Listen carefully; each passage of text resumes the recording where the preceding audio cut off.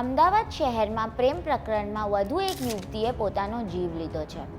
Ahmedabad crime બ્રાન્ચમાં આવેલી ગાયકવાડ હવેલી કેમ્પસમાં બુધવારે મોડી રાત્રે 32 વર્ષની મહિલા વૈશાલી જોશી મૃત હાલતમાં મળી આવી હતી.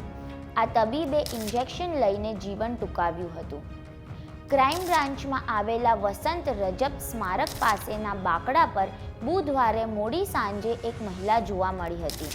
આ બેભાન મહિલાની પોલીસના સ્ટાફે તપાસ કરતા તેની પાસે ઇન્જેક્શન મળી આવતા કંઈક શંકાસ્પદ જણાયું હતું, જેથી તાત્કાલિક 108ના સ્ટાફને જાણ કરી તપાસ કરવામાં આવતા મહિલા મૃત હોવાનું જાણવા મળ્યું હતું.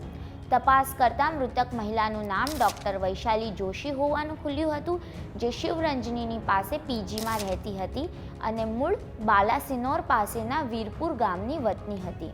વધુ તપાસમાં વિગતો ખુલી હતી કે મહિલા ઇકોનોમિક્સ ઓફેન્સ વિંગમાં અનેકવાર કોઈ રજૂઆત માટે આવતી હતી. આ મામલે મૃતક મહિલાના પર્સમાંથી સ્યુસાઇડ નોટ પણ મળી આવી છે.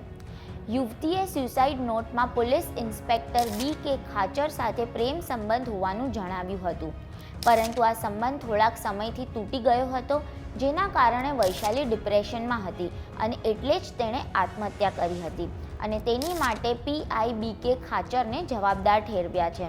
જોકે તેણે સ્યુસાઇડ નોટમાં લખ્યું છે કે PI B.K. ખાચર જ મારા અંતિમ સંસ્કાર કરે તેવી મારી ઈચ્છા છે. ગાયકવાડ પોલીસે અકસ્માતે મોતનો ગુનો નોંધી વધુ તપાસ હાથ ધરી છે.